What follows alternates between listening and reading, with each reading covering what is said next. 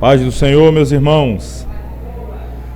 Vamos dar início à nossa aula dessa noite, penúltima aula do nosso curso médio em teologia. Chegamos aí à reta final mesmo. Próxima quarta, permitindo o Senhor, aqui estaremos para a última aula. Portanto, hoje falaremos aí nos capítulos 4 e 5, restando para a próxima semana apenas o capítulo 6. Graças a Deus que até aqui nos ajudou. Vamos nos colocar sobre os pés, orar. Querido Deus, eterno Pai, graças te damos nesta noite por mais uma vez termos o privilégio de estar reunidos na tua casa, poder estudar a tua palavra. O Senhor nos abençoou até este momento do curso, ó Pai, iniciado lá no mês de fevereiro e agora faltando tão pouco para a conclusão, e o Senhor abençoou os teus servos, a minha vida também, nos trazendo até aqui. Que o Senhor continue nos abençoando até o final. Nós louvamos o teu nome por tudo, agradecemos por cada aluno, aqueles que à distância nos acompanham, também estão firmes aí neste propósito e sendo grandemente, ricamente abençoados pelo Senhor. Nos dê hoje uma aula frutífera, abençoada, edificante, que glorifique o teu nome. Toma a vida de cada aluno que já chegou, traga em paz os que estão a caminho e que juntos possamos desfrutar desses momentos preciosos na tua presença. Rogamos a ti em nome de Jesus. Amém. Amém. Página 193. Como disse, reta final. Hoje, os dois capítulos que falaremos aqui, direto, sem intervalo, serão os capítulos 4, que é uma pergunta, para que missões? E o capítulo 5, que é a igreja e a obra missionária. E vamos lá então, página 193. Falar em missões, sem querer saber para que fazemos missões, é o mesmo que andarmos no escuro. Paulo, o grande missionário, foi sempre consciente de que há um objetivo a ser alcançado em missões. Das 3 indagações feitas por Paulo, no texto de Romanos 10, 14, a segunda interroga: como crerão naquele de quem nada ouviram? Sabe qual é a resposta? Missões. Sim, missões existe para levar Cristo a todas as pessoas, fazendo-as crer que Ele é eterno e suficiente Salvador. Então, a resposta já está aqui inicialmente. Para que missões? Se fosse uma pergunta de prova, para que missões? Poderíamos, de forma bem simples, dizer: para fazer Cristo conhecido. O objetivo de missões é fazer com que Cristo seja conhecido. Pessoas, povos, tribos, línguas, nações. A obra missionária é a responsabilidade da igreja de tornar Cristo conhecido. Todo o mundo, todas as pessoas, enfim, todos quantos possível for, levarmos a mensagem do Evangelho. E Paulo, no capítulo 10 de Romanos, que faz essas perguntas, dentre elas esta aqui: como as pessoas crerão naquele de quem nada ouviram? Então, para que as pessoas possam crer em Cristo, precisam ouvir sobre Ele. E a pergunta até de Paulo é: como ouvirão se não há quem pregue? Como pregarão se não forem enviados? Você vê que uma coisa vai puxando a outra. Alguém precisa ser enviado para que possa pregar, e uma vez pregando, alguém ouvirá, e ouvindo, crerá, e crendo, será salvo. Todo aquele que crê, e claro, for batizado, será salvo. Tudo começa com a responsabilidade da igreja, assumida pela igreja, conscientemente assumida por cada um de nós como igreja, de enviar, de ir, de se envolver de alguma forma com esta responsabilidade de fazer Cristo conhecido. As estatísticas mostram hoje que evangelizar o mundo, e principalmente os povos não alcançados, é um desafio. Aqui um parêntese, essa expressão ela é muito usada em missões, povos não alcançados. São estatísticas de agências missionárias, especialmente de agências missionárias, especialmente aquelas que lidam propriamente com nações de difícil acesso à entrada do Evangelho, nações muito fechadas do ponto de vista cultural, ideológico, religioso ou até mesmo político, que faz com que as portas se fechem para o Evangelho. E aí aquelas pessoas que estão dentro desse contexto, fala-se muito da janela 10/40, nós não vamos entrar muito nos detalhes, né? Essa disciplina é uma introdução, mas alguns termos que são muito comuns e repetitivos em cultos de missões, congressos, simpósios missionários, a gente ouve falar da janela 10/40. O que seria isso? É como se fosse uma janela, você pegar o mapa mundi, estilizado, como é isso? Você pegar o globo e ir abrindo, né? Fazendo com que ele ficasse aberto, os continentes, América, Europa, Ásia, e aqui está o mapa estilizado. Aí você vai fazer uma janela, longitude e latitude, aí vai dar 10 de altura por 40, e aí você faz aquela janela 10/40, e ali dentro estão a maioria dos povos não alcançados, ou seja, nações que o Evangelho é muito raro, muito escasso. Muitas pessoas jamais ouviram falar de Jesus dentro dessas nações, a maioria delas do mundo muçulmano, mundo islâmico, ou mesmo países comunistas, né, muito fechado para o mundo ocidental, e eles entendem até que o Evangelho é algo criado pelo mundo ocidental. Então, esses povos não alcançados são pessoas que fazem parte desses grupos étnicos ou grupos nacionais, fazem parte dessas nações, que o Evangelho é muito difícil de adentrar. Então, voltando ao início do parágrafo, as estatísticas mostram hoje que evangelizar o mundo, e principalmente os povos não alcançados, é um desafio. Não podemos mais visualizar um mundo rodeado de barreiras sociais e políticas, porque Deus está derrubando todos os bloqueios de Satanás.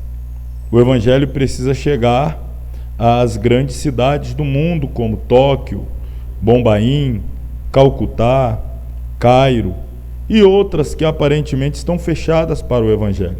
Mas a população geme sobre o impacto do paganismo, buscando outras formas de vida após a morte para aliviar o sofrimento do corpo presente. Você vê que a gente citou algumas cidades aqui. Deixa eu, por exemplo, falar aqui de Calcutá, na Índia, Cairo, no Egito.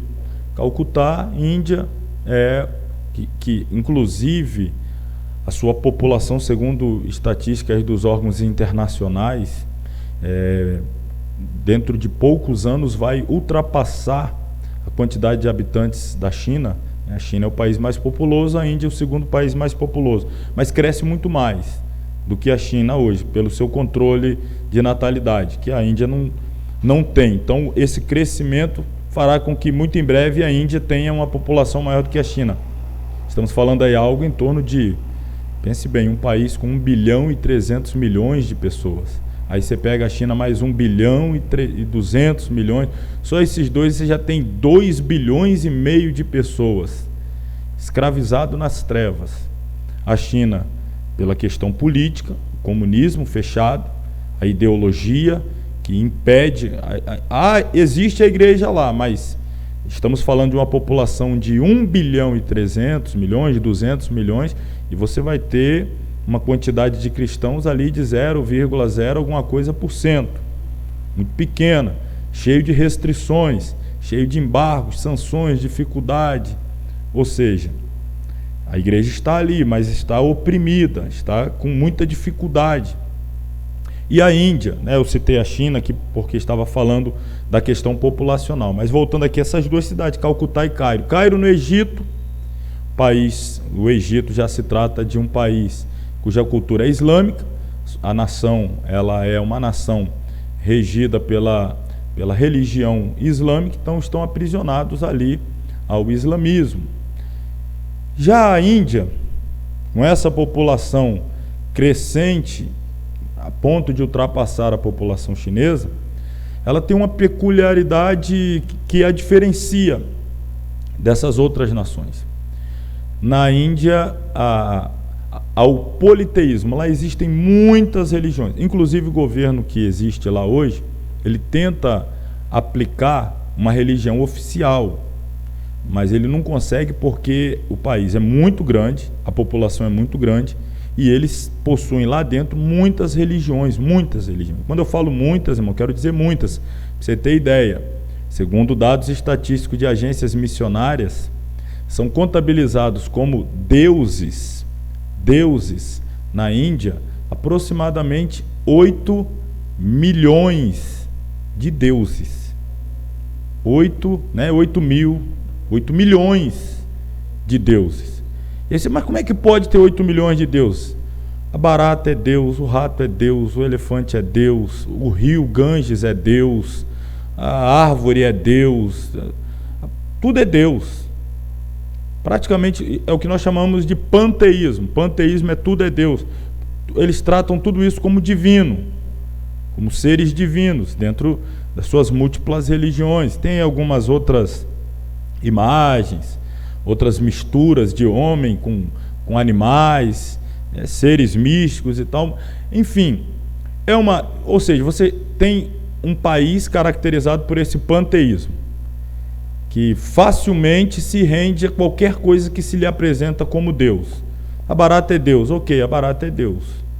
O rato é Deus. Existem templos, mas se vocês entrar na internet, é de assombrar. Você, por exemplo, vai ver vídeos de pessoas em um templo dedicado ao Deus rato, uma grande imagem de um rato, e ali milhares e milhares e milhares e milhares de ratos, e as pessoas se sentindo abençoadas quando os ratos passam por cima delas, fazem as necessidades nela, urina, defeca nelas, colocam uma grande botija de leite lá, não sei nem como chamar, uma vasilha, não sei o que seria aquilo lá, algo imenso para poder atrair os ratos.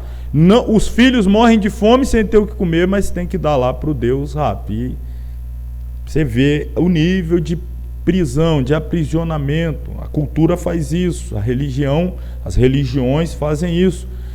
Então, por que eu estou citando aqui? A gente está dizendo que o desafio missionário é fazer Cristo conhecido, mas numa realidade cultural como esta da Índia, por exemplo, a grande dificuldade não é apenas fazer Cristo conhecido e apresentá-lo como Deus, porque numa nação que tem 8 milhões de deuses, sem querer aqui desmerecer, não entenda mal essa expressão que eu vou usar, mas apenas para causar impacto mesmo, que diferença tem ter 8 milhões e uma? 8 milhões e um Deus. Ou seja, na concepção dele, Jesus é mais um entre 8 milhões. O desafio não é fazê-los crer que Jesus é Deus. O desafio é fazê-los crer que Jesus é o único e que eles têm que abandonar todos e ficar só com Jesus. Porque, Jesus é Deus, ok, eu estou adorando tudo aqui, diferença, mais um. O desafio é fazê-los entender que não existe mais nenhum outro a não ser Jesus. E aqui nessa realidade, por exemplo, do mundo islâmico, quando a gente fala de países islâmicos, eu não vou entrar, esse capítulo não entra muito em detalhes, isso aqui é o parênteses que eu abri e vou fechar daqui a pouquinho, que é importante a gente saber também. Quando a gente fala de países islâmicos, a maioria dos países de cultura islâmica, eles acreditam que a religião do Islã é a terceira grande religião que existe na Terra e que ela veio substituir justamente as anteriores que falharam. Na ótica de um religioso muçulmano, né, o islamismo é a religião, o muçulmano é adepto da religião islâmica. Então, o muçulmano é aquela pessoa que professa o islamismo. E aí, aquele que é um professo, um cultuador, não necessariamente um radical, mas o estudioso do Alcorão, que é o livro sagrado deles, eles acreditam que a primeira grande religião que houve na Terra foi o judaísmo, a partir da revelação de Deus. A expressão que eles usam, Alá, Alá é a mesma expressão que nós chamamos Deus, só que Alá é uma expressão árabe para Deus. Alá. Eles acreditam que Alá, Deus, deu a Moisés as tábuas da lei, instituiu a religião, ok, e Moisés então passou adiante aquela revelação.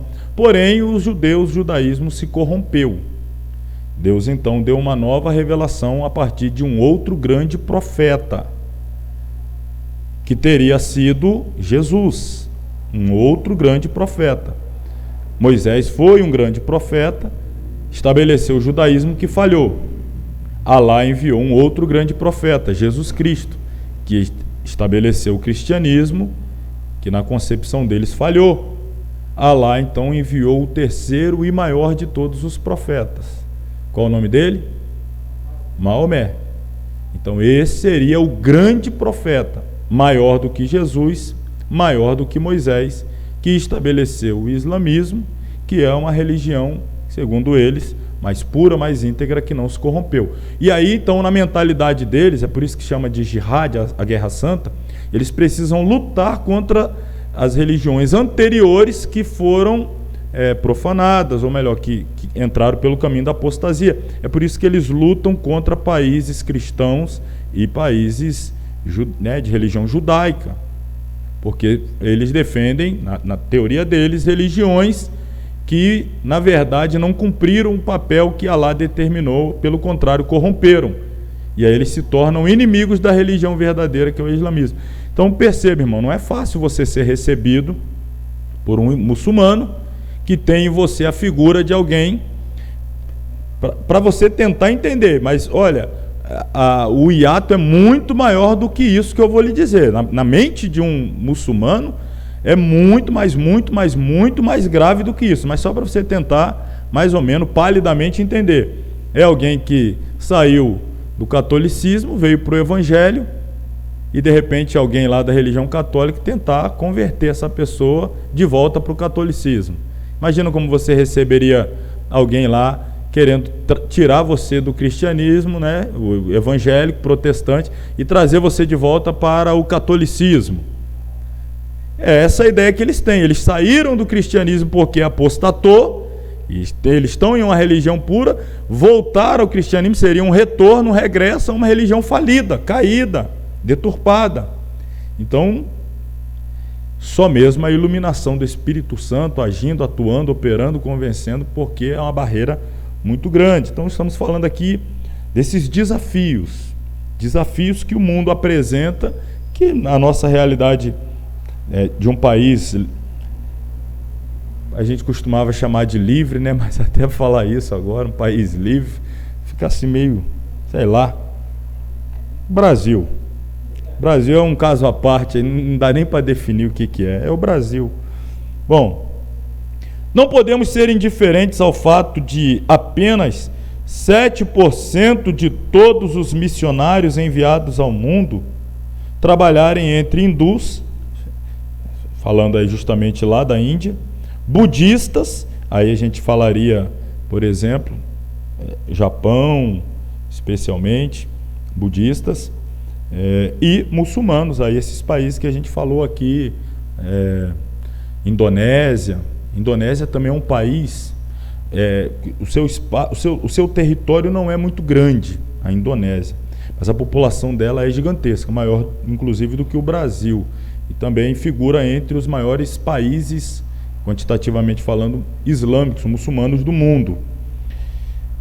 Então, apenas 7% dos missionários que são enviados, ou seja, da totalidade de 100% dos missionários enviados pelo mundo afora, apenas 7% estão trabalhando entre muçulmanos, entre hindus na Índia e entre budistas.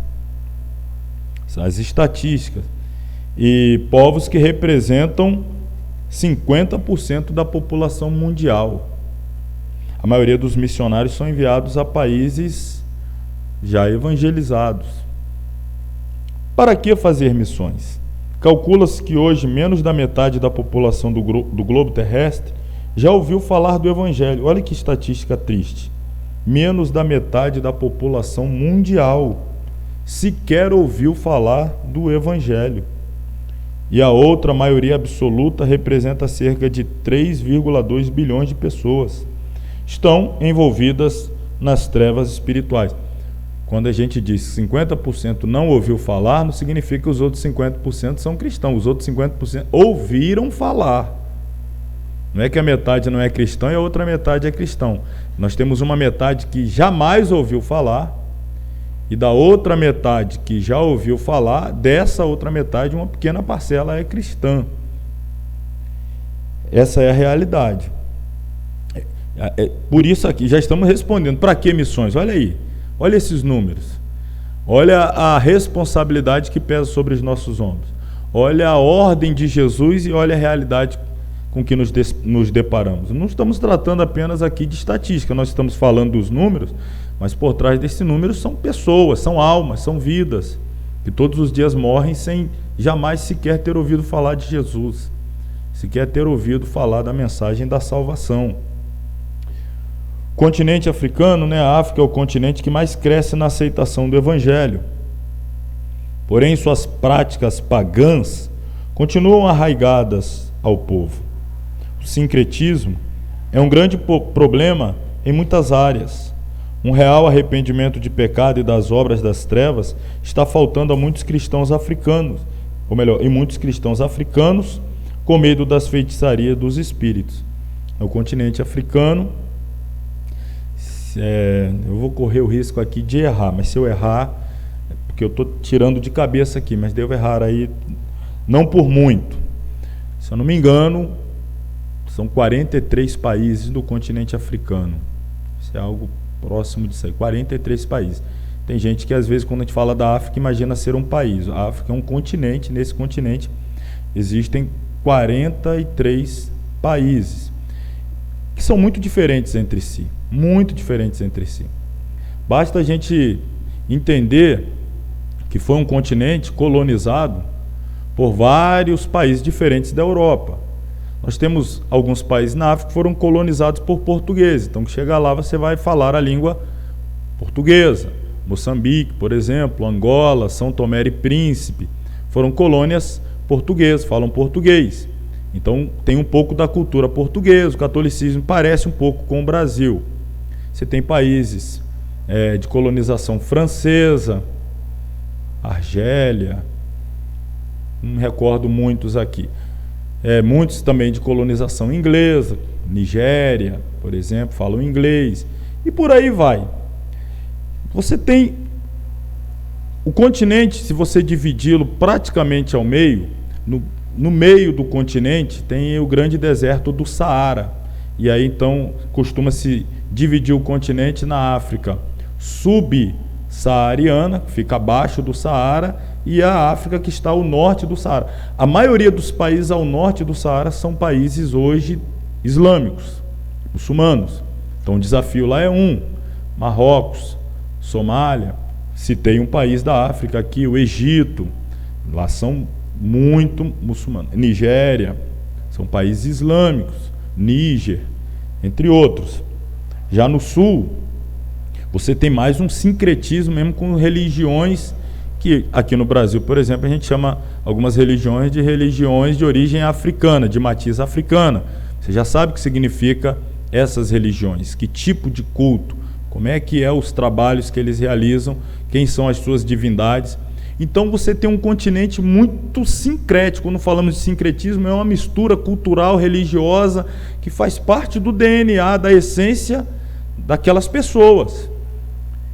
E a gente entra com o Evangelho, eu tive lá por 2 vezes, a gente vê um crescimento numérico do Evangelho, a gente vê uma pureza de muitos cristãos, uma devoção, uma adoração, em muitos casos digna de ser copiado, de ser imitado, que são referências para nós, mas a gente vê muito sincretismo também, que não é nenhuma novidade. Em todo lugar há um pouco da mistura do cristianismo puro com a própria realidade cultural do país. Só que, essa aqui é a questão, onde eu quero chegar. Em todo lugar você vai ter o cristianismo mesclado com a realidade cultural. Até dentro do Brasil, que é um país de tamanho continental, se você perceber como é a liturgia do culto, vamos pegar, por exemplo, a nossa denominação, Assembleia de Deus. A liturgia do culto da Assembleia de Deus do Rio Grande do Sul é diferente da liturgia do culto da Assembleia de Deus do Rio Grande do Norte. a membresia de lá, o estilo, etc. É um, do norte é outro. Se for a região amazônica é uma coisa, se você for a região sudeste é outra.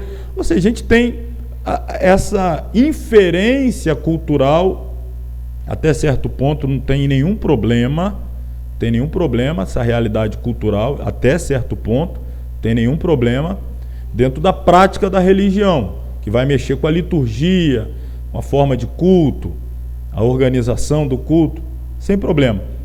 Só que eu estou destacando aqui que o continente africano, a cultura se mistura com o paganismo. Então, quando você vai desvincular a cultura, você está mexendo também, porque a cultura dele está muito misturada com a religião. Por exemplo, eles acreditam, muitos países da África subsaariana, que mexem muito com essas religiões, do espiritismo pesado, a gente chamaria espiritismo, baixo espiritismo. Eles acreditam que os seus antepassados, uma vez tendo morrido, eles vivem nas matas, em árvores, o espírito deles estão por ali, e tem esse costume de se dirigir a antepassados, avós, bisavós e tal, se comunicando com o espírito das matas, etc, etc. E alguns vêm para o cristianismo, mas continuam com essas práticas, que aí acaba se tornando completamente perversa, completamente maculadora do verdadeiro cristianismo. É uma dificuldade de lidar com isso. Eu estou apresentando aqui, irmãos, os desafios da obra missionária. Não é tão simples, porque nós nos acostumamos, eu falei e citei isso na semana passada, até num tom crítico para nós refletirmos, nós nos acostumamos a resumir o evangelismo, a evangelização, a convidar a pessoa para o culto, pregar, fazer o convite, levantou a mão, aceitou Jesus, virou número, acabou. Acabou. Quem quer aceitar Jesus? A pessoa tem 50 anos de idade, dos quais, desde que se entende por gente, está envolvida aí no mundo, no pecado, nas religiões, etc, etc. Aí, de repente, ela vem um culto, ouve falar o evangelho, a cruz, e toma uma decisão via frente, e a gente simplesmente acha que, pronto, está resolvido.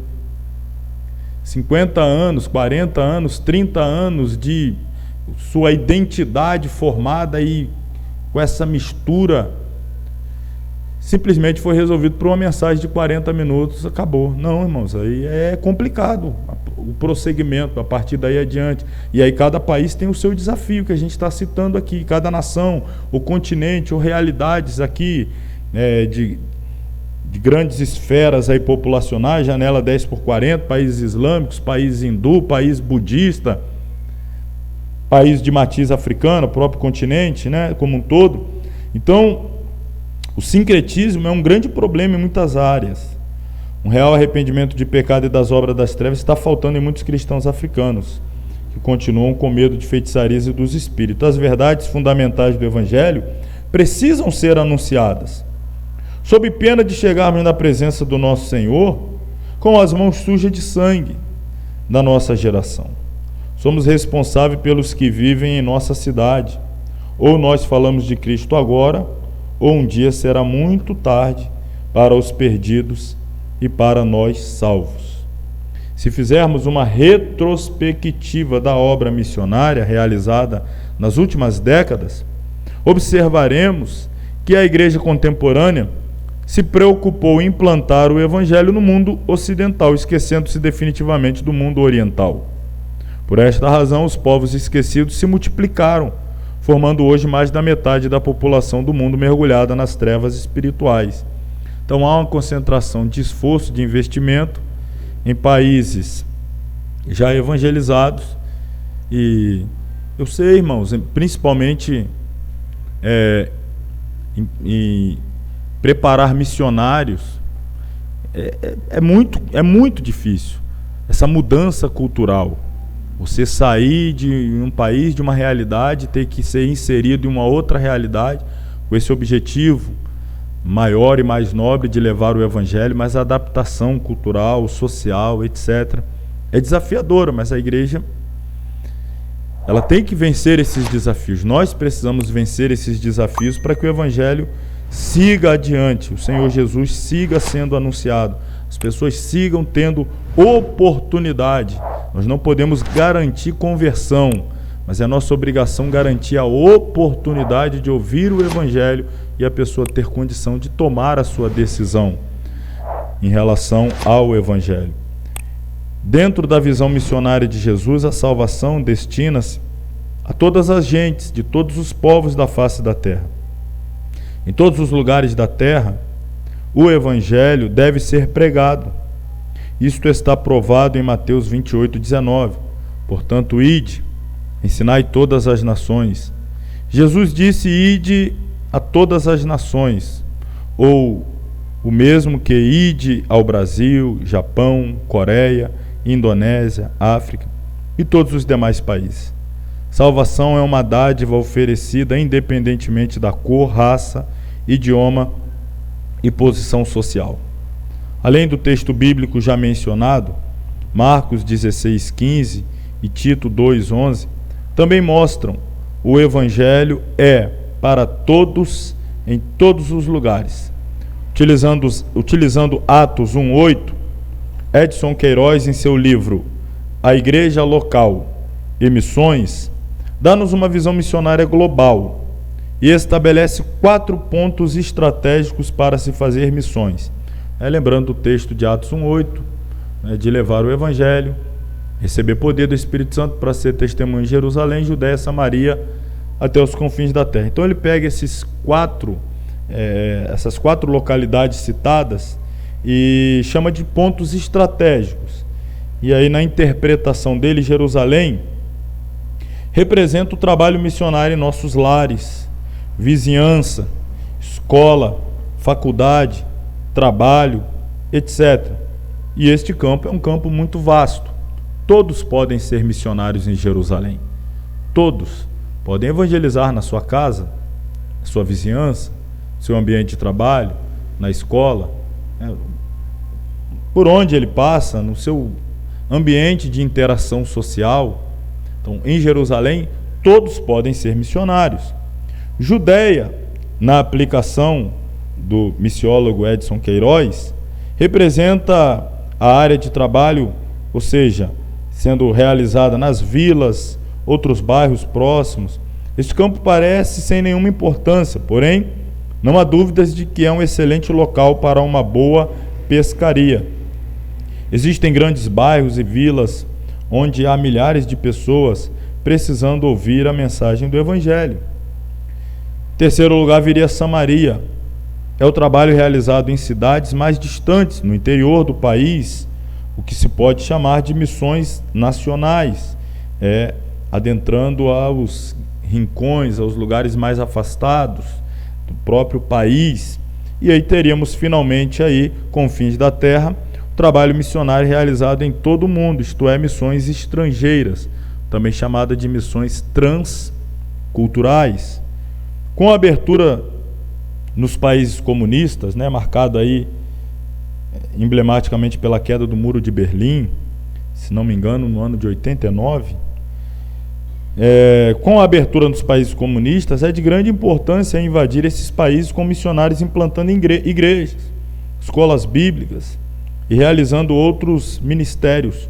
Nunca o mundo esteve tão aberto para o trabalho missionário como no momento atual.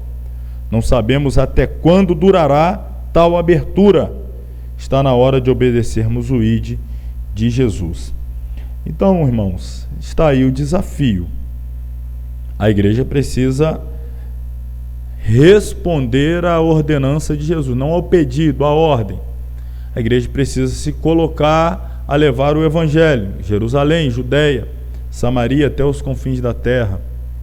E não podemos nos acovardar. O Senhor está sempre nos dando oportunidades e nós precisamos estar atentos, sensíveis às oportunidades. Nós vamos falar daqui a pouco, inclusive, da nova realidade de interação social que o mundo nos oferece, na palma da mão, usando aí um celular, as redes sociais, lugares em que nós jamais iremos pessoalmente, mas podemos fazer a mensagem do Evangelho chegar através de outros meios, de outros canais que estão aí disponíveis, muito utilizado para o mal, mas que também podem ser muito utilizados para o bem. Tendo sabedoria, estratégia, direção de Deus, pode ser um recurso extraordinário. A gente citou aqui alguns países, algumas cidades que são chamadas de regiões cosmopolitas. Às vezes a gente tem a oportunidade de estar em cidades, no Brasil também, no Brasil menos, mas em alguns outros países, você tem cidades cosmopolitas em que naquela cidade você consegue interagir com pessoas de 30, 40, 50 nações. Eu citei, eu acho que não aqui, mas aqui eu não citei. Quando eu tive a oportunidade, para mim foi muito marcante, quando eu tive a oportunidade de ir à cidade de Londres, no Reino Unido, né, na Inglaterra. Porque ali, geralmente a gente vai para pregar para brasileiros, é o nosso público, sempre você prega, embora em outros países, mas você prega para brasileiros. Mas em um culto que eu estava pregando ali, tinha uma pessoa que era chinesa. E isso me marcou, porque quando que eu pensaria ter a oportunidade de pregar o evangelho a um chinês, alguém da China? E aí ela estava ali, eu estava pregando, claro, ela não fala português, como mora na Inglaterra, foi a estudo, fala inglês. Tinha um irmão português, de Portugal, que tinha um bom domínio do inglês. Aí ficou com ela lá no final, eu ia pregando e ele ia traduzindo para ela. No inglês ela ia entendendo, eu pregando em português, ele traduzindo para ela no inglês, e ela chinesa entendendo. E no final a gente fez o convite, ela entendeu o evangelho e veio à frente aceitando Jesus. Volto a dizer, eu sei que o trabalho não encerra por ali, mas depois ela voltou para o país dela.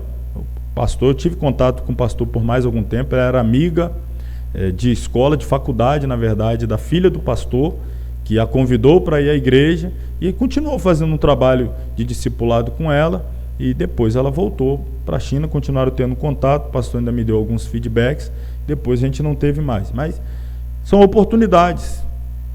E num outro dia, eu estando com um irmão que tinha me recebido na sua casa, a gente foi resolver alguns problemas dele aí, burocrático, numa agência bancária lá, e quando a gente estava naquela agência bancária, fomos atendidos por uma atendente daquela agência bancária, e ela era uma cidadã do Irã, o outro país que eu imagino, você pregar o evangelho para um iraniano, ou ainda pior, um homem pregando o evangelho para uma mulher iraniana. Falei semana passada dessas barreiras culturais, e a gente ali para resolver um problema dele, burocrático, de banco, mas não perdemos a oportunidade, começamos a falar de Jesus ali para ela, no banco, entre um assunto burocrático e outro, fomos falando do evangelho, eu falando para ele traduzindo no inglês e ela ouvindo. São oportunidades que a gente não conseguiria imaginar, ou seja, no intervalo de 3 dias, em uma cidade, você tem contato com uma pessoa da China, um país ultra fechado pelo comunismo, e uma outra pessoa do Irã, super fechado, tanto pela cultura quanto pelo islamismo. Mas para citar aqui, às vezes em países que tem cidades como essa, cosmopolita, que você tem cidadão de toda parte do mundo aí interagindo com você na rua, no mercado, aqui e ali, você vai pregar o evangelho para uma pessoa do Irã, do Bangladesh, do Butão, do Paquistão, do Afeganistão, dos países europeus, do leste europeu, da América Central, tudo isso num lugar. E, voltando a falar aqui, daqui a pouco a gente vai entrar nessa realidade aí das mídias sociais, você adentra todos esses países aí sem sair da sua casa, tendo a possibilidade, como se diz, né, a internet possibilita que se tenha o mundo na palma da sua mão. Agora, o que se faz com essa possibilidade de ter o mundo na palma da sua mão? Precisamos ter aí boas estratégias missionárias para fazer bom uso também desse canal. Voltando aqui ao mesmo livro de Atos que estabelece os lugares onde deve ser proclamado o Evangelho, também nos dá um programa geral da expansão da proclamação através do trabalho missionário. Havia lá na igreja de Atos um crescimento quantitativo, a igreja crescia em quantidade. Diz aí Atos 2, 41, 42, 47, que almas eram acrescidas, ou seja, havia um aumento numérico de almas. O número de discípulos continuava a se multiplicar, diz o capítulo 6, versículos 1, 7 e também 9, 31. Crescimento quantitativo era evidente por causa do crescimento espiritual, comunhão, compartilhamento, adoração e testemunho dos crentes. Então, na verdade, hoje se busca muitas estratégias para alcançar crescimento numérico, quantitativo, e às vezes não se dá valor ou ênfase à qualidade e fica-se muito focado na quantidade. Pastor o reverendo Hernando Dias Lopes, ele usa alguns termos nos seus livros.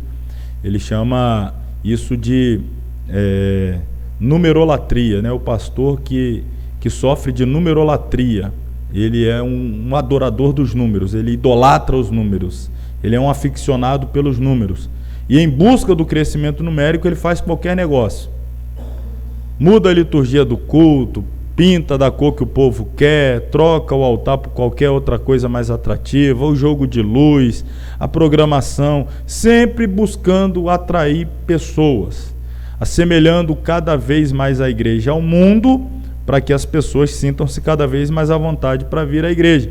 Mas aí é que está, não sente nem muita diferença, o ambiente é quase igual, está na igreja, mas se sentindo quase que se não estivesse na igreja. E aí dizem que isso são estratégias para se atrair as pessoas, mas elas ficam tão confortáveis como se ainda no mundo estivesse. Esse apego exagerado aos números tem feito com que a qualidade do evangelho tenha caído em muitos países. A Europa experimentou isso, os Estados Unidos da América têm experimentado isso, e o Brasil, ao que tudo mostra, tem entrado pelo mesmo caminho, que já passou a Europa, que já tem passado algumas décadas os Estados Unidos da América, e o Brasil tem entrado pelo mesmo caminho, pensando apenas nos números, adesão no lugar da conversão. A simples adesão à igreja tem substituído as verdadeiras conversões, o discipulado tem sido deixado de lado e apenas a participação nas celebrações já basta. Temos que ter cuidado com isso também. Na verdade, a igreja primitiva, sim, crescia em número, mas esse crescimento numérico refletia a qualidade do evangelho professado pelos verdadeiros cristãos da igreja primitiva.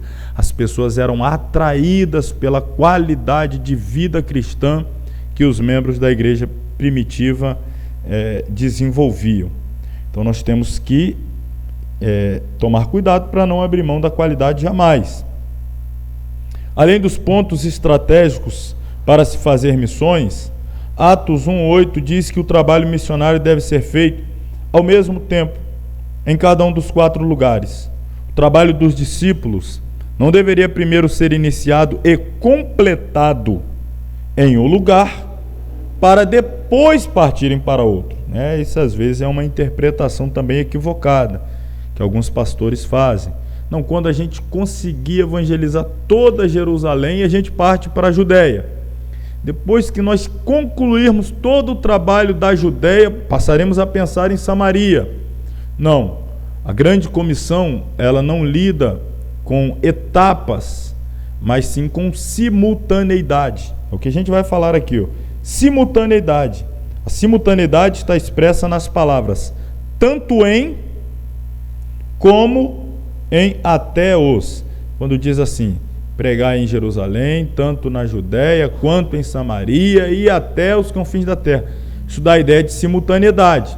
E todos aqui se lembram, aquela atitude da igreja, e em especial dos apóstolos, de ficarem presos em Jerusalém, fez com que uma grande perseguição viesse, a fim de que eles não ficassem só em Jerusalém, mas saíssem a evangelizar também na Judéia, Samaria, que foi o alvo aí principalmente de Filipe, o diácono evangelista, e confins da terra depois com a dispersão já para outros países, Antioquia, na Síria, e dali as grandes viagens missionárias de Paulo e Barnabé, Paulo e Silas depois e aí por diante. Então tem que ter essa ideia de simultaneidade. A igreja de hoje tem avançado consideravelmente na conquista dos povos, mas temos que observar que existe grande parte da população do mundo que ainda não ouviu o evangelho. Essa grande massa tem as barreiras transculturais da religião milenar, os costumes quase que intransponíveis ao nosso mundo moderno. Os povos não alcançados ainda são os que vivem na miséria social, cultural e econômica. Só o evangelho pode mudar este quadro. Então, veja bem os desafios, irmão, culturais, religiosos, são muitos desafios. Se a gente também focar só nos desafios, desanima. A gente tem que focar em quem está conosco, quem nos envia, a garantia de nos dar poder para nos acompanhar. A tarefa de convencer do pecado, justiça e do juízo não é nossa, é do Espírito Santo. A nossa é ir e evangelizar. Então, se nós focarmos os desafios, ficaremos com mãos e pés atados. Mas se aceitarmos o desafio, olhando para quem está enviando, e na certeza de que Ele está conosco, e o seu poder, que é ilimitado, está à disposição da igreja, que se dispõe a fazer missões, então nós não ficaremos aí amarrados, pelo contrário, avançaremos. A missão da igreja é pregar a toda criatura, e não nos dedicarmos às áreas mais fáceis de serem alcançadas.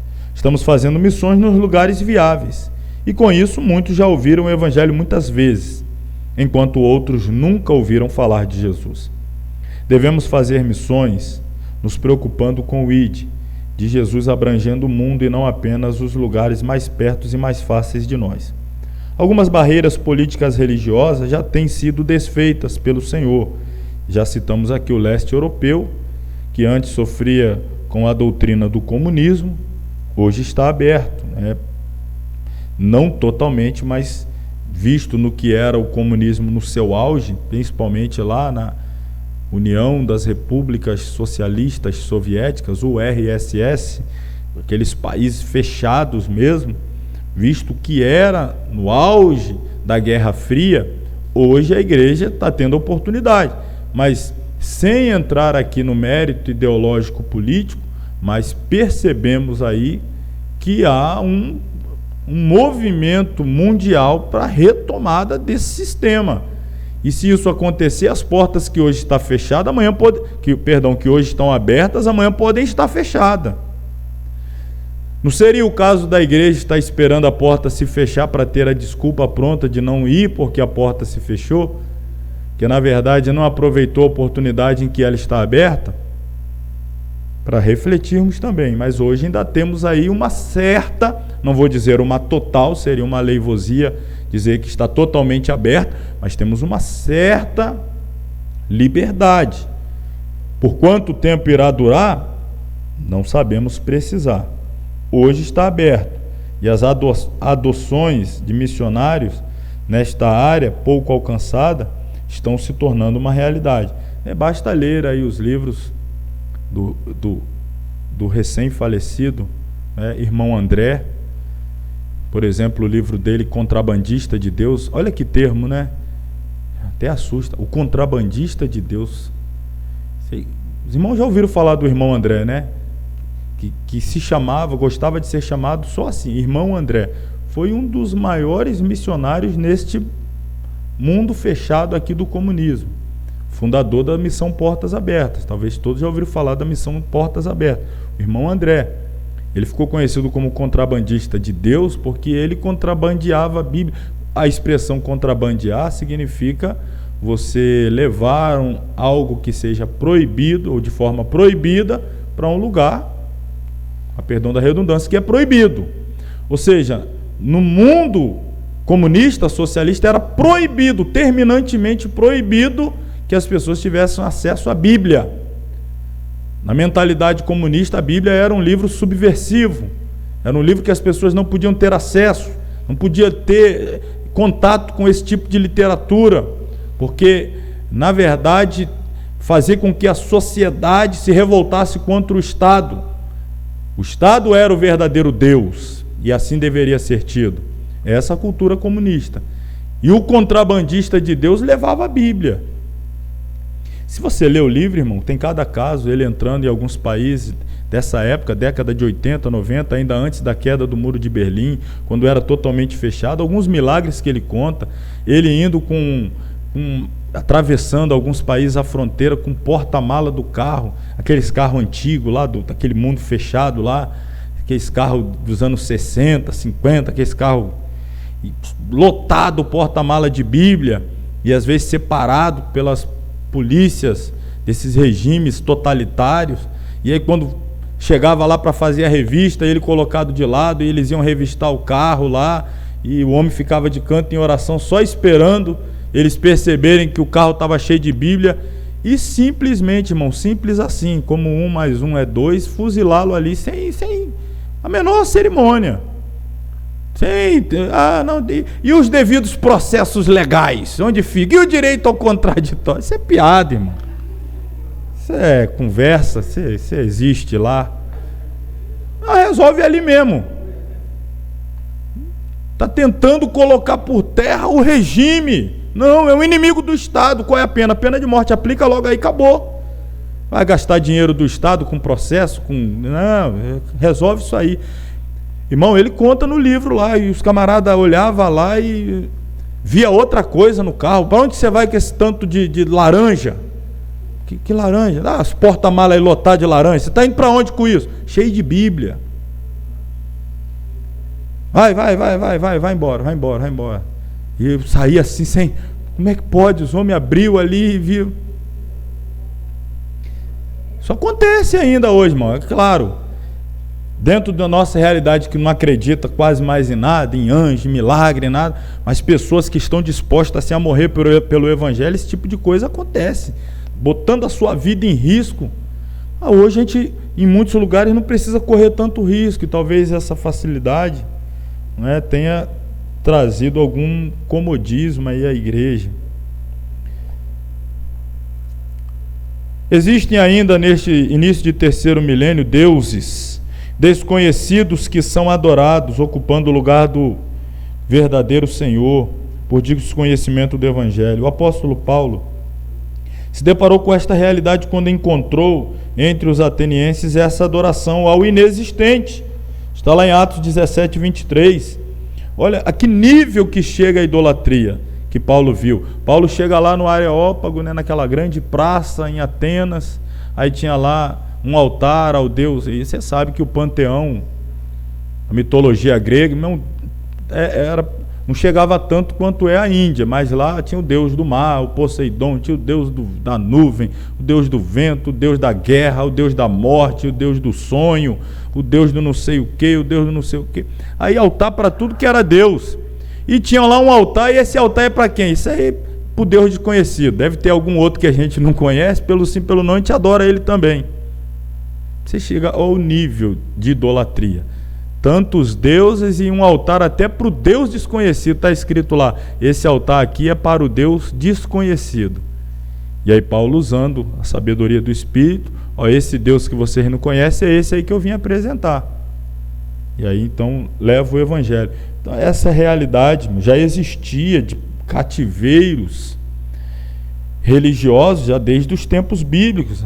Se a gente remontar então as páginas veterotestamentárias, vamos ver ali que tipo de escravidão religiosa, cultural que aquelas nações estavam mergulhadas. Baal, Astarote, Astarte, Moloque. Que tipo de culto era aquele que era oferecido a Moloque? As pessoas sacrificavam os próprios filhos. O culto que se prestava a Moloque era o sacrifício do próprio filho. Às vezes é difícil de se acreditar que isso existia. Existia. E ainda existe. Eu ouvi um missionário, tive a oportunidade um tempo atrás, já um bom tempo atrás, de interagir com um missionário na Índia. Tive de Deus a oportunidade, o privilégio de podê-lo ajudar, ainda que minimamente, nessa obra lá, dando algum recurso, e ele mandava alguns relatórios. E eu me lembro de um que me marcou muito, isso deve ter uns 15 anos. E ele enviou um relatório, ele dizendo que foi visitar uma família, que lá tinha um pai e a mãe, e não me lembro exatamente, 10 filhos, 8 filhos, mas uma família bem grande. E naturalmente passava muita dificuldade financeira, um país de 1 bilhão e não sei quantos, muito pobre, vivendo lá na capital, próximo ali ao Rio Ganges. E eles foram, o pai com a esposa e os filhos foram lá buscar uma orientação do sacerdote lá, deles lá, para que pudesse fazer alguma coisa para aquela dificuldade financeira que eles tinham melhorar. Estava tendo dificuldade de alimentar os filhos, precisava de alguma orientação. E o sacerdote deu a seguinte orientação: olha, você vai pegar 2 dos seus filhos e vai sacrificá-los ao Rio Ganges, que é um deus, lançá-los lá no Rio Ganges. Irmão, eu acho que só você encostar a unha do pé naquele rio, você morre. Se alguém já viu imagem do Rio Ganges, acho que se você tiver o contato com a unha do pé nele, você morre na hora. Imagina jogar uma criança lá dentro. E as pessoas tomam banho lá achando que ela é santo, sagrado, e ali desce bicho morto, vaca, animal, é aquela coisa arada toda. E ele fez o que foi orientado, entregou 2 filhos dele em sacrifício lá no Rio Ganges. E aí passou um tempo, ele foi dar testemunho que as coisas deu uma melhorada mesmo na casa dele. Olha, irmão, ele tinha 10 bocas para alimentar, agora tinha 8. Deu uma pequena melhorada. Mas é o nível de escravidão cultural e espiritual que a pessoa chega. Entrega filhos, diminui a quantidade de pessoas a alimentar, e aí depois testemunhou, e ele contou essa história, e aí você fica assim assustado com o nível de escravidão, às vezes muito longe da nossa realidade. Paulo está lá vendo pessoas adorando o Deus desconhecido. Olha que escravidão, irmãos. Bom, vamos avançar aí um pouco mais. Deixa eu dar Temos aqui o como fazer missões. Como fazer missões? A igreja precisa agir ensinando ao povo o que é básico. A Bíblia é a nossa regra de fé. E praticar missões é o seu objetivo principal. Jesus ordenou a permanência dos seus discípulos em Jerusalém até o revestimento de poder. Retornar ao ensino bíblico é sentir a necessidade de revestimento de poder para o mundo de hoje ser alcançado não pela palavra persuasiva, mas pela demonstração do Espírito Santo que transforma a vida das nações. Deixa eu já ir para o último parágrafo antes do número 1 aí, a gente dá uma avançada. O referido texto, falando agora de Atos 8, quando Filipe vai pregar o eunuco, demonstrando a direção do Espírito, o poder de Deus na vida dele, ele agindo guiado pelo Espírito. A gente lembra da história, Filipe foi arrebatado de uma cidade até a outra, prega ali, na verdade ele prega e depois é arrebatado, mas o Espírito Santo guiando de um lugar para o outro. E esse texto trata da conversão do eunuco, que eu não li aqui, apenas está a referência, Atos 8, 26 a 40. O mordomo mor de Candace, rainha da Etiópia, país localizado na África. Desse texto extrairemos os princípios orientadores de missões. O que a gente pode extrair desse texto? Aliás, deixa eu ler o texto, para a gente não ficar muito assim perdido. Pelo menos o texto, deixa eu fazer menção dele. Atos 8. Para que a gente possa fazer a aplicação, lembrando aí de alguns detalhes importantes do texto. Atos 8, 26.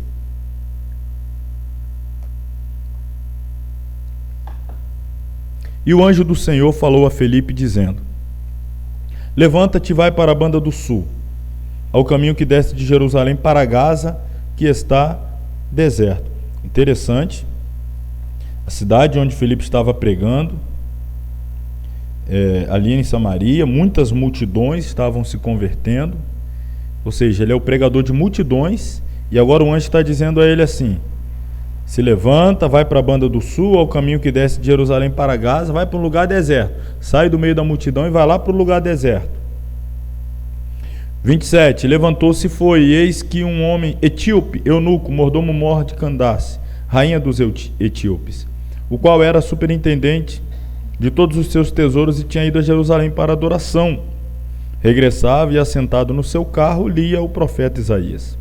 E disse o Espírito a Filipe: chega-te e ajunta-te a esse carro. E correndo Filipe, ouvia que lia o profeta Isaías, e disse: entendes tu o que lês? E ele disse: como poderei entender se alguém me não ensinar? E rogou a Filipe que subisse e com ele se assentasse. E o lugar da escritura em que lia era este: foi levado como ovelha muda para o matadouro, e como está mudo o cordeiro diante do que o tosquia, assim não abriu a sua boca. Na sua humilhação foi tirado, no seu julgamento. E quem contará a sua geração? Porque a sua vida é tirada da terra. E respondendo o eunuco a Filipe disse: rogo-te, de quem diz isto o profeta? Ele está falando de si mesmo ou de algum outro? Então Filipe, abrindo a boca e começando nesta escritura, lhe anunciou a Jesus. Bom, só para lembrar o texto aqui, por enquanto, até aqui, vamos ver aqui alguns princípios orientadores de missões. Primeiro princípio: Filipe era um homem guiado pelo Espírito Santo. Irmãos, a gente falou aqui dos alvos de missões: Jerusalém, Judéia, Samaria, até os confins da terra. Se o Espírito Santo está te guiando aos confins da terra, você nunca vai ser um obreiro bem-sucedido se decidir ficar em Jerusalém. Se o Espírito Santo está te guiando a ficar em Jerusalém, você não terá sucesso se resolver por conta própria pregar o Evangelho nos confins da terra. A despeito de ser uma responsabilidade da igreja pregar o Evangelho em Jerusalém, Judéia, Samaria, até os confins da terra, cada um precisa identificar qual é o lugar que o Espírito Santo quer te usar. E é independente se este lugar é ou não a sua vontade, você precisa estar pronto para atender a ordem do Espírito Santo. Talvez Filipe estivesse bem tranquilo lá em Samaria. Você chega num lugar que ninguém quer ir, você vai, começa a pregar, Deus te usa, faz milagre, a congregação vira sede, a sede agora tem congregações, a multidão está te ouvindo, e o Espírito Santo simplesmente te diz: sai daqui, vai para a beira da estrada, para um lugar deserto. Ele seria o obreiro mais frustrado se ele resolvesse ficar pregando para aquela multidão de Samaria, quando a ordem do Espírito Santo era para que ele fosse para o lugar deserto. Então, primeiro ponto é saber onde o Espírito Santo quer me usar.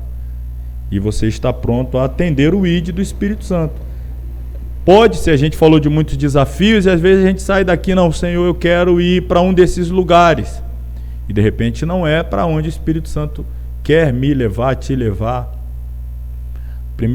A primeira coisa que o missionário deve entender é onde o Espírito Santo quer usá-lo. A gente poderia dizer: sim, em todos os lugares. Sim, em todos os lugares. Não estamos falando disso. Qualquer lugar onde eu for, ele quer me usar. Mas aonde é exatamente ali o centro da atuação do meu ministério? Para onde ele está me movendo? Filipe era alguém guiado pelo Espírito Santo. Não havia a menor possibilidade humana de uma comunicação entre Filipe e o eunuco. Você lembra? Eu falei bastante semana passada de quebra de paradigmas. Tal qual Jesus quebrou paradigma conversando com a mulher samaritana. Este judeu, vocês lembram? Eu li textos aqui dos judeus que saíam, mas se recusavam a falar com gentios. Ele está falando com um gentio, um etíope. Está falando com um etíope. O abismo, né? O abismo cultural, ele é judeu, o etíope lá é um africano, a cultura é outra. O abismo social, ora, Filipe não devia ser alguém muito abastado, financeiramente falando. Já esse homem aqui é o mordomo-mor. O que é um mordomo? É alguém responsável pela riqueza da rainha. Então, alguém que tem um patamar social muito elevado. É um abismo cultural, social, religioso. Mas o Espírito Santo é que está movendo nesse sentido. Então, é o desafio entender para onde o Espírito Santo está nos conduzindo. Irmãos, até um outro detalhe, já que eu falei desse abismo cultural e social, o fato de do eunuco ser alguém rico, ou pelo menos alguém que lidava com riquezas, porque era o mordomo de uma rainha. Não me lembro agora exatamente que agência missionária, mas uma agência missionária do Brasil, fazendo um levantamento nacional de povos não alcançados, fazendo, vamos dizer assim, a divisão da sociedade, povos não alcançados, não apenas dentro daquele viés sul, sudeste, norte, cidade tal, mas ele resolveu fazer de forma mais abrangente, entrando em outras áreas, cor da pele, os negros são mais evangelizados do que os brancos, etc, etc. Eles chegaram à conclusão de que um grupo muito pouco evangelizado são os ricos. Os ricos. Porque a gente nem percebe, mas a gente, de certa forma, tem preconceito também para evangelizar um rico. A gente tem preconceito de evangelizar um rico. E se alguém resolver evangelizar os ricos, ele vai ser estigmatizado como alguém que é interesseiro. Está indo lá só porque é rico. Abriu a igreja lá, aí você vai falar o bairro, o nome lá, lá onde ele foi abrir a igreja. Aí já vai sofrer um estigma. Agora imagine se alguém está sendo direcionado pelo Espírito Santo, como Filipe, para pregar esse grupo não alcançado. Se de repente ele for, irmão, ele vai sofrer também muito estigma. Ele vai ser chamado de interesseiro, vai ter... Mas e aí? É um grupo de pessoas que a alma não vale nem mais, mas também não vale menos do que de qualquer outra pessoa. E Jesus ama tanto quanto qualquer outra pessoa, e quer salvar tanto quanto qualquer outra pessoa. Mas existe também a barreira do preconceito contra quem é rico. E aí essa agência missionária, ela concluiu que uma grande massa de ricos, pode ser que eles não tenham interesse porque coloca confiança na riqueza, mas por outro lado, a igreja também não quer evangelizar entre eles por conta de muitos fatores culturais, psicológicos, preconceituosos, etc. São barreiras a ser quebradas para o evangelho poder também avançar. Filipe quebrou essa barreira. Está correndo do lado do carro de um homem rico. Imagina você correndo do lado de um homem de Camaro lá para falar de Jesus. Você correndo do lado de uma Ferrari, de um sei lá o quê. 2. Filipe não se deixava levar por preconceitos ou tradições humanas. Esses são desafios. Ele entendia que todos são pecadores e carecem da glória de Deus, não importando quem seja, onde esteja, etc. A igreja tem que ter esse olhar assim. Não importa se é da alta sociedade, da baixa, se é rico, se é pobre, se é negro, se é branco, se é culto, se é inculto, se é doutor, se é analfabeto. É uma alma. Filipe via uma alma. Precisa ouvir o evangelho. 3, Filipe conhecia a Bíblia. Importante, não é? Ele interpretou. O homem estava lendo a Bíblia, mas não conseguia interpretar. Filipe perguntou: você entende o que você lê? O homem respondeu: como é que eu vou entender se ninguém me explica? Filipe: opa, estou aqui para te explicar mesmo. E agora, se Filipe leu o texto, rapaz, agora complicou, isso aí eu também não faço a menor ideia. Agora, você, como é que diz? Me apertou sem me abraçar, rapaz. Esse texto aí, e agora? O homem está lá lendo lá a profecia de Isaías e a pergunta: Isaías está falando é dele mesmo ou é de outro? E aí olha o que o texto disse. A gente leu aqui, ó. É o ponto 4. Filipe não deixava de anunciar a Cristo. Não é o que está escrito aí? Abrindo a sua boca, começando nesta escritura que estava aberta ali, lhe anunciou Jesus. Foi, chegou lá em Jesus. Isto nos leva a 3 importantes conclusões, com base no sucesso ministerial daquele extraordinário missionário. Primeira conclusão: Cristo deve ser o centro do nosso testemunho pessoal. 2, Cristo deve ser o centro da nossa mensagem. 3, Cristo deve ser o centro da nossa missão evangelística, pois o verdadeiro evangelismo é confrontar Cristo com os homens. Você vê a que nível que nós nos perdemos. Hoje não está mais tão famoso, assim, badalado, como esteve aí há pelo menos 2 décadas e meia, contando de 5 anos atrás para trás. O maior congresso missionário do Brasil. Todos sabem de que congresso nós estamos falando. Aliás, dizia ser o maior congresso missionário do mundo. Havia grande expectativa para chegar ali entre final de abril e maio. E aí, irmãos, muitos pregadores, 3 cultos por dia, já não cabia mais na igreja, teve que ir para o ginásio, já não dava mais o ginásio, e tenda, e culto simultâneo, no ginásio, pavilhão, e não sei o que, e pregador de manhã, e de tarde, de noite e tal. Resumo da ópera: você tinha lá 200 pregadores e 2 ou 3 falavam de missão. Você tinha lá 200 pregadores e 2 ou 3 tinham como tema central da mensagem Jesus.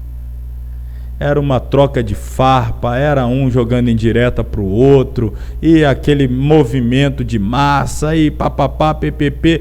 No final das contas, o tal do congresso missionário fazia tudo menos falar de Jesus.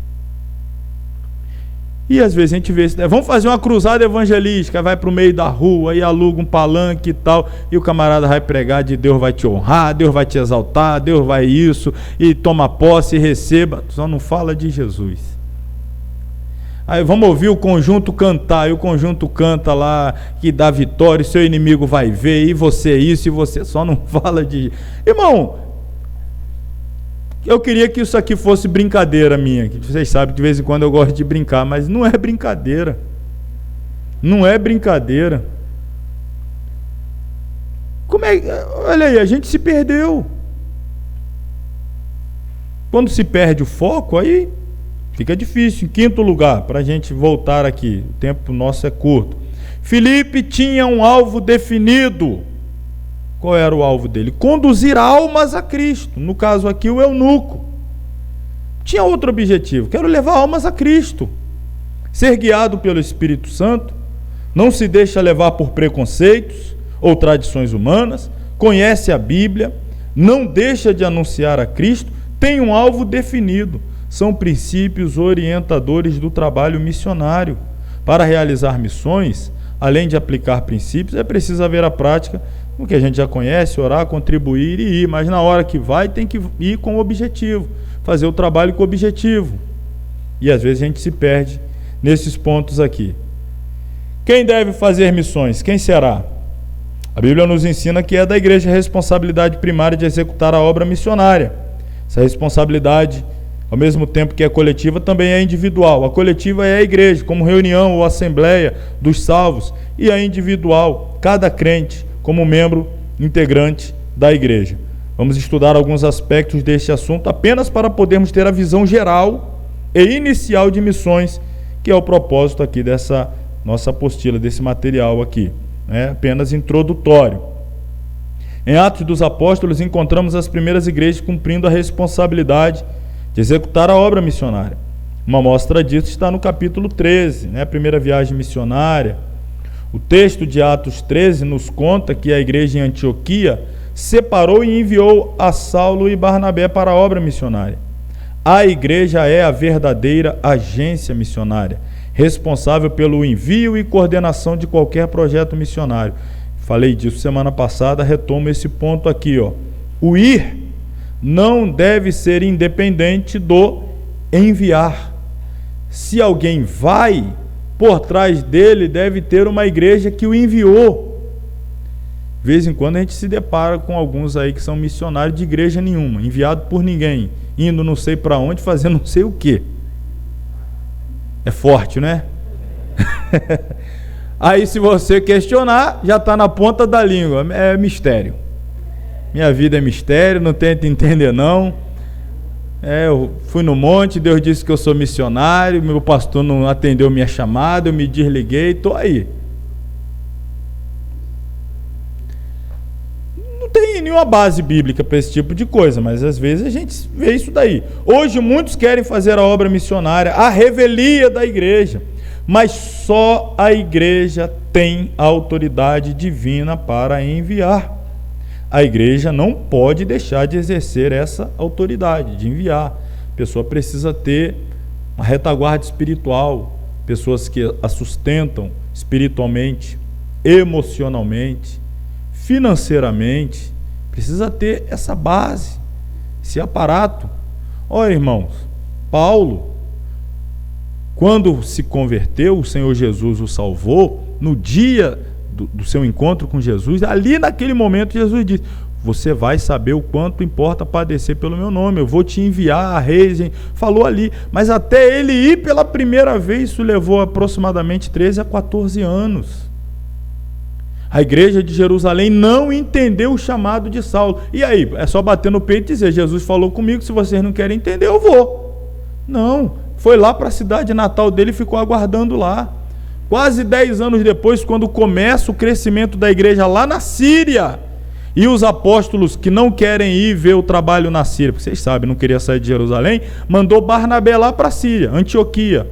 Quando Barnabé chega e vê o crescimento da obra, ele se alegra e percebe que a igreja precisa de ajuda. Aí o Espírito Santo fala com ele, vá lá buscar Saulo. Ele vai lá em Tarso, busca Saulo para reunir com ele na igreja lá de Antioquia. Algum tempo depois, que a gente não sabe precisar também quanto tempo, num culto, aí você já tiver com a Bíblia aberta no capítulo 8, 9 que a gente estava, aí o capítulo 12 vai mostrar isso daí, ó. Vou ler aqui o 11 e 19, só para que fique claro. Os que foram dispersos pela perseguição que sucedeu por causa de Estevão caminharam até a Fenícia, Chipre e Antioquia. Falei semana passada, não anunciando a ninguém a palavra, senão somente aos judeus. E havia entre ele alguns varões de Chipre e de Cirene, os quais, entrando em Antioquia, falaram aos gregos. Olha quem foi falar, varões de Chipre e de Cirene. Anunciou a Jesus. A mão do Senhor era com eles, e grande número creu e se converteu ao Senhor. Chegou a fama destas coisas aos ouvidos da igreja que estava em Jerusalém. E o que eles fizeram? Enviaram Barnabé até Antioquia, o qual, quando chegou e viu a graça de Deus, se alegrou, exortou a todos que com firmeza de coração permanecessem no Senhor, lá em Antioquia, porque era homem de bem, falando de Barnabé, homem de bem, cheio do Espírito Santo e de fé, e muita gente se uniu ao Senhor. Partiu Barnabé para Tarso, a buscar Saulo, e achando-o, o conduziu para Antioquia. Saulo se converteu lá perto de Antioquia, Damasco, na Síria. Se converteu lá perto. Desceu para Jerusalém, foi rejeitado, foi parar lá na Ásia Menor, em Tarso, a cidade natal. Quase 10 anos depois, 14 anos desde a conversão, 10 anos desde o último contato ali com os irmãos de Jerusalém, Barnabé, 10 anos depois, irmãos. E aquele negócio no coração, Jesus falou, vou te usar para pregar para gentios, vou te usar para pregar para reis, vou te usar para pregar aí pelo mundo, vou te usar. E ele está lá na cidadezinha natal, fazendo tendas, e alguém se lembra dele 10 anos depois. Tem aquela história que o pessoal fala, irmão, você tem que ficar em evidência, porque quem não é visto, como é que eles dizem? Quem não é visto não é lembrado, você tem que ficar toda hora balançando aí, bandeira aí, puxando o paletó do pastor, tô aqui.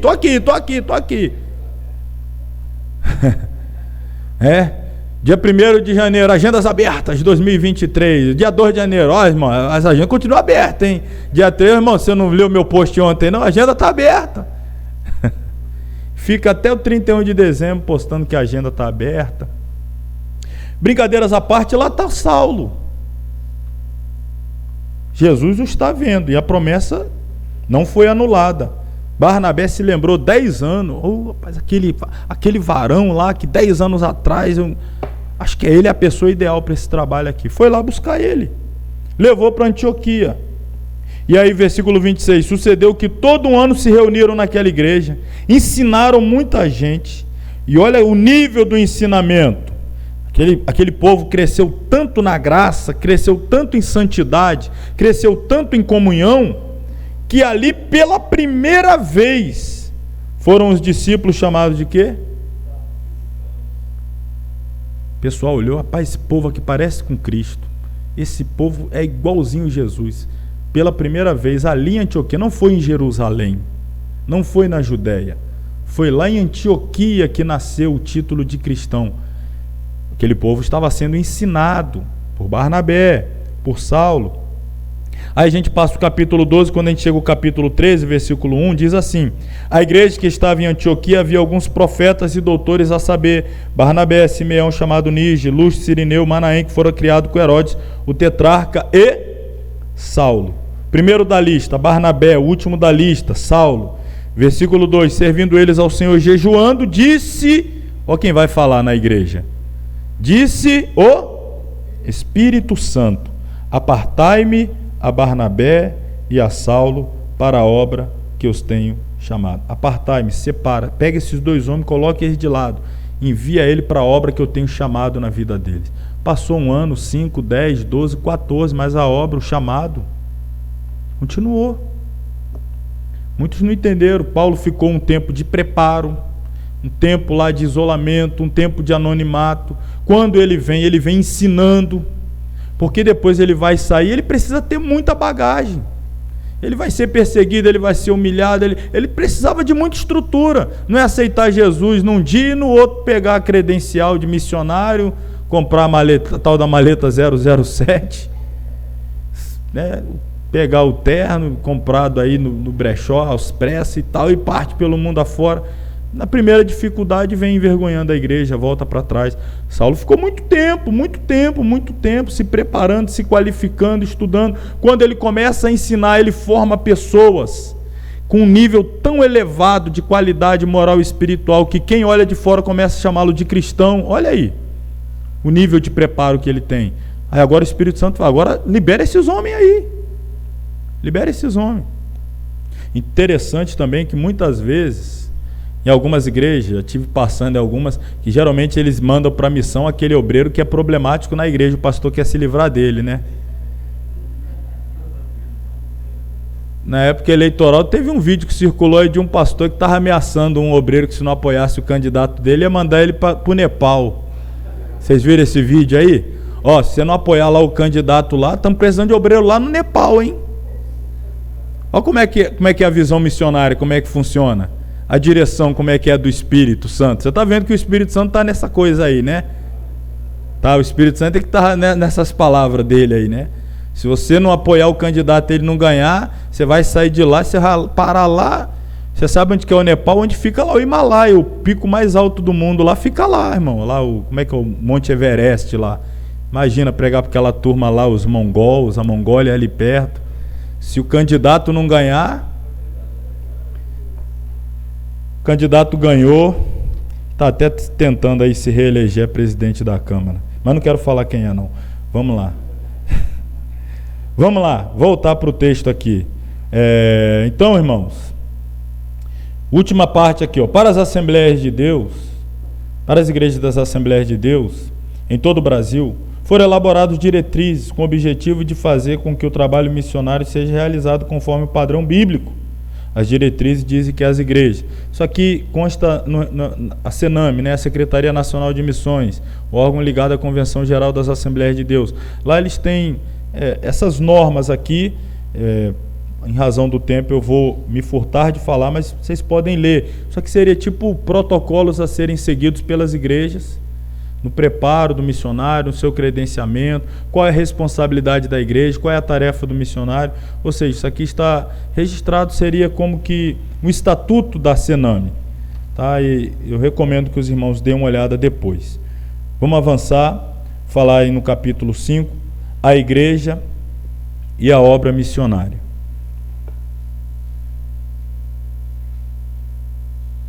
Vocês vejam que o assunto é tão vasto, né? A gente trata aqui de poucos capítulos, mas o assunto é muito, muito rico, né? É o assunto central da Bíblia, é fazer Jesus conhecido, falar do Evangelho. A igreja é a obra missionária. Evangelizar o mundo faz parte do eterno plano de Deus na obra da redenção. Foi esta, sem dúvida, a motivação maior do supremo sacrifício de sua parte quando enviou seu Filho ao mundo. Cristo nasceu, viveu e morreu para salvar os pecadores. E mostrou em inúmeras ocasiões o caráter e natureza de sua missão. Ele disse: vamos às aldeias vizinhas, para que eu ali também pregue, porque para isso vim. Logo após sua morte e ressurreição, ele entrega para seus discípulos a grande comissão de pregar sua palavra a toda criatura. A evangelização do mundo, portanto, depende de mim e de você, da igreja como um todo. Sem seu corpo, jamais Jesus poderia ministrar como ministrou sua palavra entre os homens que viviam em sua geração. Hoje, ele continua ministrando através de seu corpo, a igreja, né? O corpo de Cristo somos nós. Nossa tarefa é agora Missão com efeito, seja ela pátria ou estrangeira, é dever de todos nós. Este era o assunto principal do ministério de Cristo e deve ser também o nosso nos dias atuais. Isso aqui, palavras do pastor José Wélio, prefaciando o livro Essa Maria, o compromisso da igreja com a evangelização dos povos. Segundo o pastor Glenn Cole, o livro do Apocalipse descreve profeticamente a profundidade que a penetração do evangelho terá sobre as nações. No seu capítulo 5, versículos 8 a 10, as visões de João garantem que pessoas de todas as tribos, línguas, povos e nações serão redimidas pelo sangue de Cristo. Na verdade, é comum estudar-se o Apocalipse sob a perspectiva dos juízos que serão executados sobre o mundo no final dos tempos. No entanto, ele é também o testemunho de que o plano de Deus através dos séculos, que inclui o projeto chamado Igreja, terá seu cumprimento final mediante a proclamação do Evangelho por ela até os confins da terra. Missões, portanto, não é uma teoria, mas um sério compromisso bíblico do povo de Deus com a sua obra. Não há como pensar a existência da Igreja sem que a missão de evangelização mundial esteja agregada.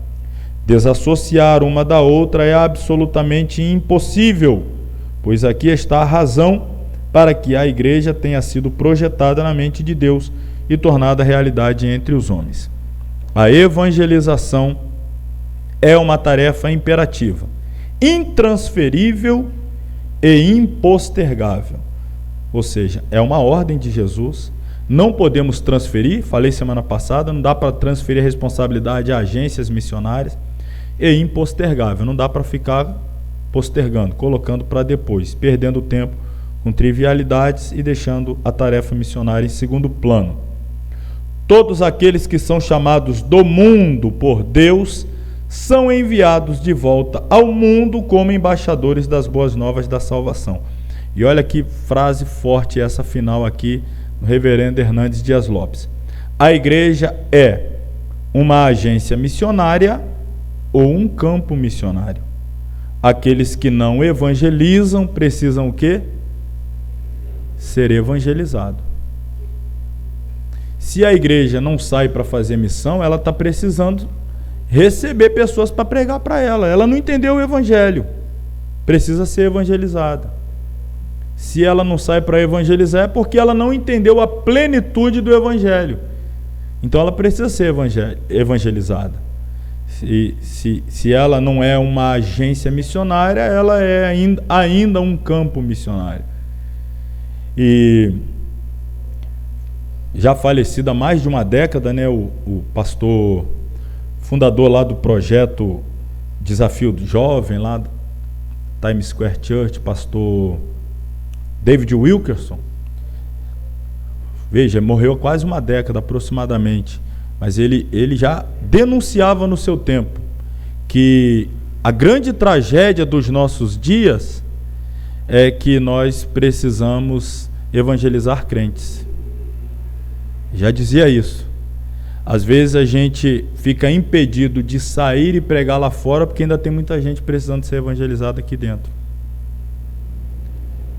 É uma tragédia, mas é uma realidade. Precisamos evangelizar crentes. Então, a igreja, a responsabilidade missionária é dela. Interessante que nós destacamos aqui, na visão do pastor Glenn Cole, escrevendo o livro do Apocalipse, aliás, analisando o livro do Apocalipse sob a perspectiva missionária, e quando nós lemos lá no livro do Apocalipse que João viu, quando a gente fala que João viu, João foi arrebatado, não apenas no espaço, ele não foi tirado apenas da terra para o céu, não foi apenas uma mudança geográfica, se é que podemos chamar assim, de mudança geográfica, sair da geografia terrestre para a realidade espiritual celestial. Não foi apenas uma mudança de lugar, foi um arrebatamento também no tempo. Por quê? Porque ele sai do tempo dele há 2000 anos atrás e ele vai ser apresentado a uma realidade da igreja quando ela já estiver toda no céu. Então, ou seja, ele foi levado a um tempo pós-arrebatamento da igreja e ele viu a igreja lá no céu. E ele, descrevendo a realidade da igreja depois de toda a sua trajetória aqui na terra, ele disse que viu a igreja formada por pessoas de todos os povos, tribos, línguas e nações. João foi arrebatado no tempo e no espaço, e quando ele volta dizendo: olha, eu vi a igreja. E a igreja era formada por pessoas de todos os povos, todas as tribos, todas as línguas, todas as nações. Então ele volta e diz para a igreja do seu tempo, e esse registro avança até os nossos dias, quando ele escreve o Apocalipse, ele está dizendo assim: igreja, eu vi o resultado do trabalho de vocês. Sabe qual foi o resultado? Sucesso. Conseguimos. Realizamos com eficácia a obra. Eu vi. Lá tinha pessoas de todos os povos, tribos, línguas e nações. O que significa isso? Significa mais ou menos, vou fazer aqui uma comparação. É alguém que é contratado por um time de futebol e ele já sabe que vai ganhar todos os campeonatos. Será que ele vai querer fazer parte daquele time? A gente vai ganhar todos os campeonatos. Você vai ser contratado por uma dessas equipes aí de corrida, aí, a gente vai ficar em primeiro, vai ganhar todas as corridas, você vai ser pole position, você vai querer fazer contrato com a equipe que você já sabe, antes do início da temporada, você vai ganhar todas as corridas, vai chegar em primeiro, vai tirar todos. A igreja, fazendo uma comparação aqui bem chula, mas é mais ou menos isso. Vem fazer parte de um time que eu já estou te antecipando, você é vencedor. O que eu estou te chamando para fazer, eu já estou te dizendo, vai ser feito, vai ser realizado. Você não está sendo chamado a fazer parte de algo que você vai tentar, quem sabe, se der, será. Não, a garantia, a Bíblia nos dá. Todos os povos, tribos, línguas e nações se converteram. Venha fazer parte desse time, que a garantia é essa, já é vencedor desde o seu nascimento. Portanto, não fazer parte ou não se envolver com a obra missionária é deixar de fazer parte de um time vencedor. É isso que eu estou querendo dizer, assim, de uma forma grosseira, me perdoem, mas é isso mesmo. Você está sendo convidado a participar de uma tarefa vencedora. Então, dar desculpa para não fazer é simplesmente não querer se envolver com algo que já nasceu para ser bem sucedido. Tem desafios? Tem, estamos apresentando. Tem obstáculos? Tem, estamos apresentando. Mas a garantia da vitória é certa. João viu a igreja no céu, formada por pessoas que, como Jesus ordenou, se pregasse a povos, tribos, línguas e nações, e João viu todos estes lá. Então, a evangelização, irmãos, como nossa tarefa, é uma tarefa que vai ser realizada. Se você resolver hoje sair daqui dizendo eu vou fazer, a igreja vai vencer. Se você sair daqui dizendo eu não vou fazer, a igreja vai vencer. Simplesmente você não vai fazer parte dessa obra vencedora. Você optou por não participar de um projeto que já nasce para ser vencedor. Tomemos então a melhor e mais sábia decisão. Vamos nos envolver cada vez mais com missões. Para terminarmos aí, irmãos, eu vou pular essa parte da evangelização, uma marca indelével do ministério da igreja, porque já falei bastante. Vou para parte aqui, a visão que revela a universalização do evangelho, e a gente já caminha para o fim da nossa aula de hoje. A ordenação bíblica de proclamação do evangelho em todo o mundo sinaliza o seu caráter universal, ou seja, o direito que todos os povos têm de ouvi-lo de forma clara e consciente para crerem no Senhor Jesus Cristo, arrepender-se de seus pecados e ter a certeza da vida eterna. Essa universalidade se fundamenta na morte do Cordeiro, o qual, na visão do Apocalipse, é o único considerado digno e, portanto, perfeitamente legitimado para desatar os selos do livro e executar o juízo sobre a terra.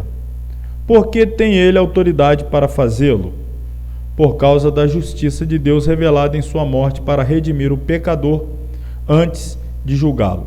A cena vista por João fecha as cortinas da graça salvadora da época presente e dá início aos flagelos que, através da abertura dos 7 selos, serão lançados sobre a humanidade que rejeitou a Cristo. No entanto, este é o cerne da verdade. Em toda a história bíblica, os juízos de Deus jamais são executados sem que haja oportunidade de arrependimento. Assim sendo, não é justo que, pela negligência das igrejas, os povos não ouçam a voz de Deus e sejam apanhados pelo seu juízo. O Cordeiro cumpriu a sua parte e venceu. Por isso pode assentar-se como juiz no trono do universo. Outro detalhe da visão do Apocalipse é a onipresença do Cordeiro, representado pelas 7 pontas, 7 olhos, que são os 7 Espíritos de Deus enviados a toda a terra.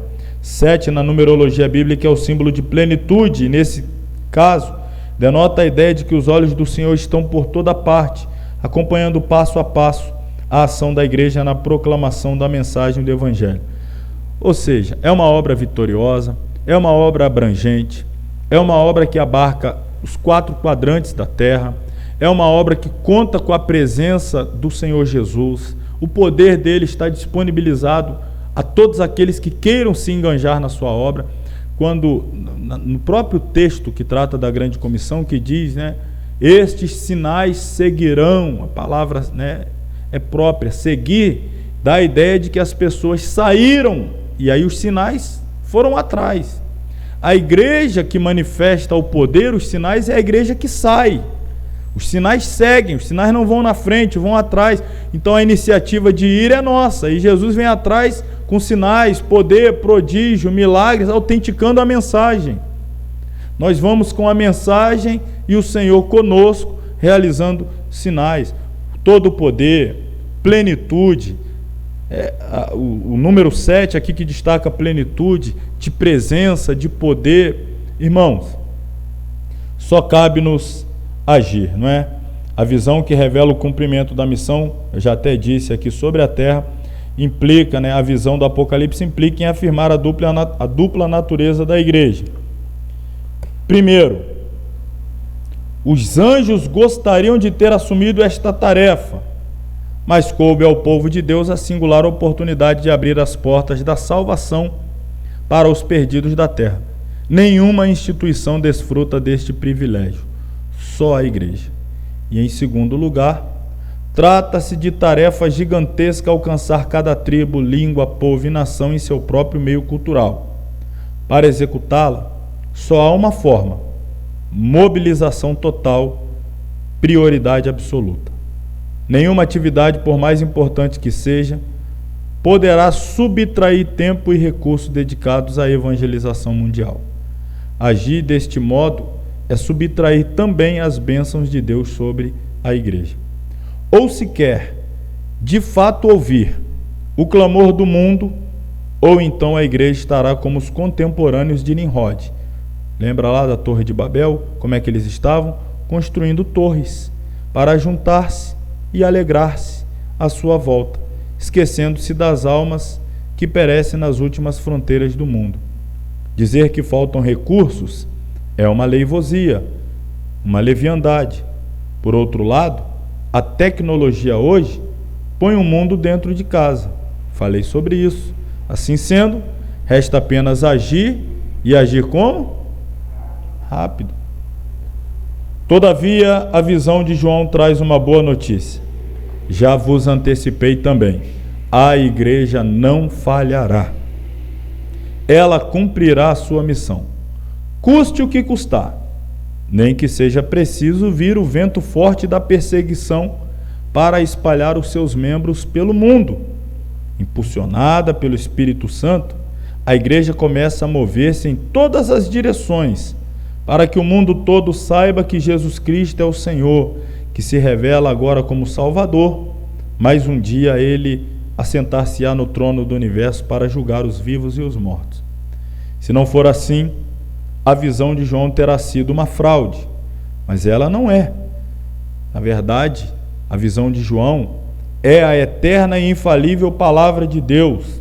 Portanto, naquele dia, diante do Cordeiro, a igreja será formada por pessoas fiéis, compradas pelo seu sangue, de toda tribo, toda língua, todo povo, toda nação, que se tornarão reis e sacerdotes para Deus e reinarão sobre a terra.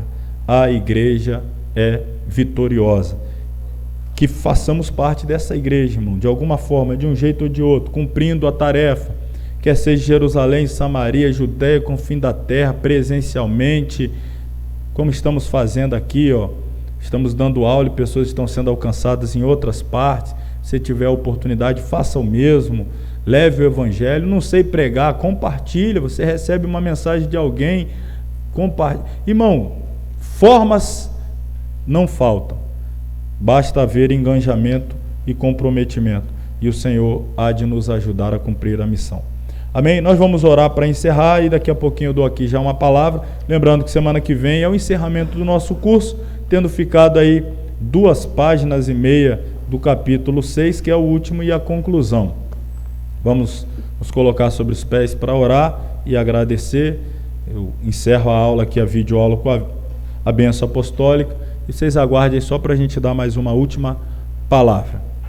Oremos. Querido Deus e Pai, mais uma vez a Ti elevamos a nossa voz em oração, manifestando a Ti a nossa gratidão pela bênção de termos chegado até aqui, pela Tua graça derramada, pela revelação do céu conosco compartilhada nessa noite. Abençoa cada irmão que aqui esteve, a todos que acompanham as nossas videoaulas, alunos ou mesmo não alunos, mas que têm sido de alguma maneira abençoados por essas aulas, têm assistido e sido tocados, edificados. Continue abençoando a cada um de forma grandiosa. Leve-nos em paz aos nossos lares, dê-nos uma continuidade de semana debaixo da Tua proteção sobre as nossas vidas. É a nossa oração em nome de Jesus. Estenda as suas mãos, que o grande amor de Deus, a graça do Senhor Jesus Cristo, a comunhão do Espírito Santo, seja com todos que amam e aguardam a volta de Jesus. Todos digam amém.